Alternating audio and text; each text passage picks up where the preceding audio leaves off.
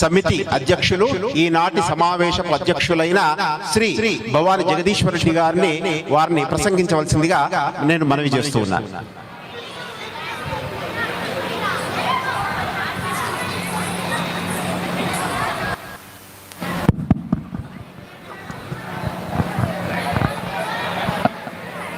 సభకు నమస్కారం.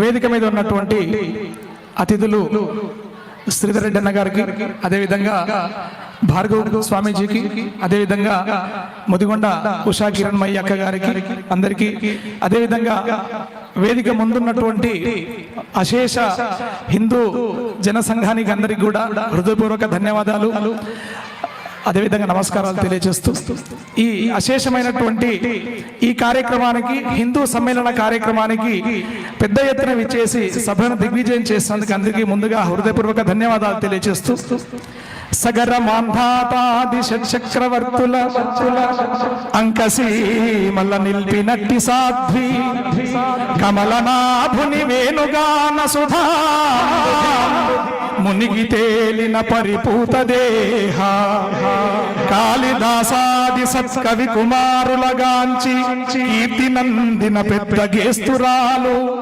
బుద్ధాది ముని జనంబుల తపంబున మోద భాష్పముల్ విడిచిన భక్తురాలు సింధు గంగా నదీ జలక్షీరమెప్పుడు కురిసి బిడ్డల పోషించుకొనుచున్న పచ్చి బాలెంతరాలు నా భరతమాత మాతలకు మాత సకల సంపత్ సమేత. భారత మాత అనేటటువంటి మాట వింటేనే పులకించిపోతుంది. ఈరోజు ప్రపంచము కూడా, ప్రపంచ దేశాలు కూడా భారతదేశం పేరు వింటే సగర్వంగా ఒక గౌరవ భావంతో చూస్తున్నాయి. ఎందుకంటే భారతదేశం యొక్క గొప్పతనం అది. భా అంటే ప్రకాశము, ఆ ప్రకాశం అంటే జ్ఞానము, ఆ జ్ఞానముతో రమింపజేసేటటువంటి, ఆ తమస్సును పోగొట్టి తరింపజేసేటటువంటి ఆ పేరు పెట్టుకున్నటువంటి దేశం చాలా గొప్పది. ఏ దేశంలో అయితే దైవ భక్తి లేదో, ఏ దేశంలో అయితే ఆధ్యాత్మికత లేదో, ఏ దేశంలో అయితే నృత్యం లేదో, ఏ దేశంలో అయితే కళలు లేవో అటువంటి దేశాలు ఇప్పుడు కొట్టుకుంటున్నాయి. కొట్లాట ఆపడం కూడా తెలుస్తలేదు వాళ్ళకి. గొడవ ప్రారంభం చేసుకున్నారు, ఆ గొడవ ఆపడం కూడా తెలుస్తలేదు. అది మన భారతదేశం యొక్క గొప్పతనం ఏమిటి అంటే వేదం, అదేవిధంగా శాస్త్రం, నృత్యం, సాహిత్యం, ఇతిహాసం, పురాణం, ఈ విధంగా అనేక రకాలుగా చెప్పుతూ పోతే భారతదేశం విశ్వ గురువుగా నిలబడగలిగినటువంటి గొప్ప దేశం.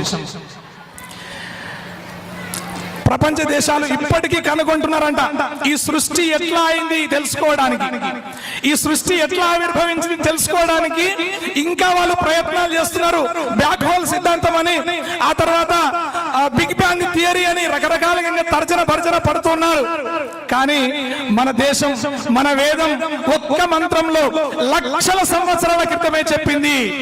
ఆకాశాద్వాయు వాయోరగ్ని అగ్నేరాపః అత్యపృథివీ.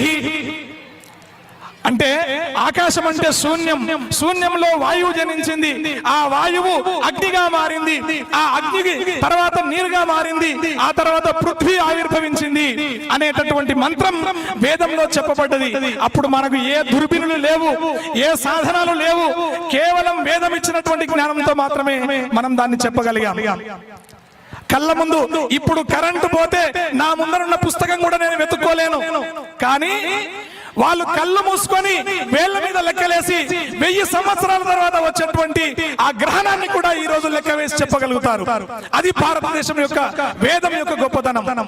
అటువంటి దేశంలో పుట్టినందుకు మనమందరము భారతీయులుగా గర్వించాలని, ఈ దేశం పట్ల ఎప్పుడూ ఆ గౌరవ భావాన్ని ప్రకటించాలని, ఈ దేశం గురించి ఎవరు తక్కువ చేసి మాట్లాడినా మనం సహించకూడదు అనేటువంటి విషయాన్ని తెలియజేస్తూ, మరి ఈ తుక్కుగూడ ఉపమండలంలో మంకాల, హర్షగూడ, తుక్కుగూడ, అదే విధంగా బాసాగూడ, మక్తకంచ తండ, ఈ చుట్టుపక్కల ఉన్నటువంటి ఈ విల్లాసు, అజయ్ ప్రజయ్ విల్లాసు, అదే విశాల్ సంజీవని, రామ్కి, కావూరి, నార్త్ స్టార్, ఈ మొదలైనటువంటి విల్లాస్ అన్ని కలిపి ఈ రోజు జరుపుకుంటున్నటువంటి ఈ అశేష ఈ బృహత్ మహాసమ్మేళనానికి విచ్చేసినటువంటి అందరికీ మరొకసారి సాదర స్వాగతం తెలుపుకుంటూ, ఇక్కడ నాకెందుకో చాలా భయంగా ఉంది. అందులో వయసులో చిన్నవాడిని, ఈ కార్యక్రమాన్ని ముందరికి తీసుకెళ్లడం కోసం ఆ బాధ్యత నా మీద పెట్టడం నేను నిజంగా భాగ్యంగా భావిస్తున్నాను. చాలా భయం కూడా కలిగింది. మరి ఈ కార్యక్రమాన్ని దిగ్విజయం చేయడం కోసం పనిచేస్తున్నటువంటి, సహకారం అందించినటువంటి చాలా మంది కార్యకర్తలకు వారందరి యొక్క సహకారంతో ఈ కార్యక్రమాన్ని ఈ రోజు మనం జరుపుకుంటున్నాం.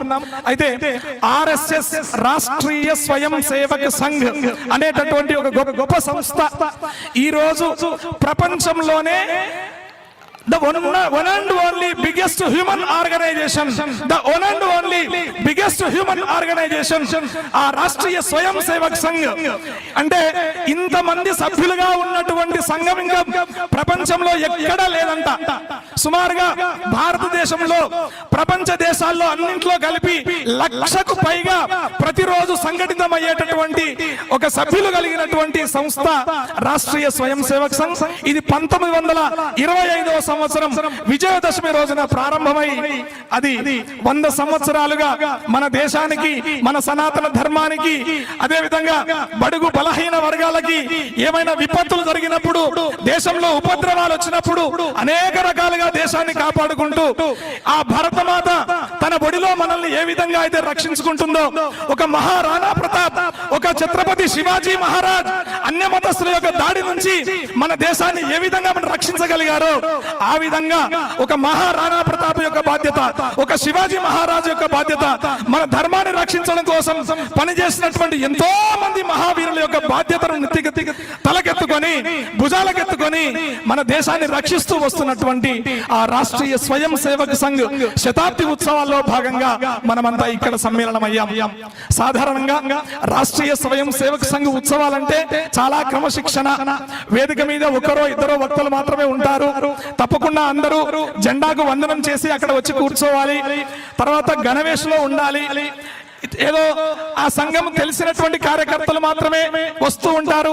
ఇది కాకుండా ఇక్కడ ఈ ఆర్ఎస్ఎస్ యొక్క భావజాలాన్ని, ఈ దేశం పట్ల, ఈ దైవం పట్ల, ఈ సనాతన ధర్మం పట్ల ఉన్నటువంటి ఆ వాత్సల్యాన్ని పెరిగేటటువంటి విధంగా, ప్రజల్లోకి ఈ భావజాలాన్ని తీసుకెళ్లేటువంటి విధంగా సంఘం ఇటువంటి కార్యక్రమం యోజన చేయడం మనం నిజంగా గర్వించదగినటువంటి విషయం.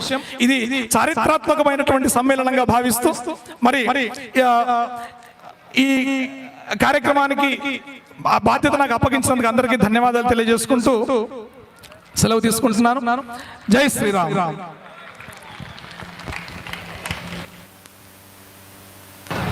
హలో. తాను చిన్నవాడనేనంటూ చక్కనైన పదునైన ఉపన్యాసం ఇచ్చిన అధ్యక్షుల వారికి, భవాని జగదీశ్వర రెడ్డి గారికి నేను ధన్యవాదాలు తెలుపుతూ ఉన్నాను.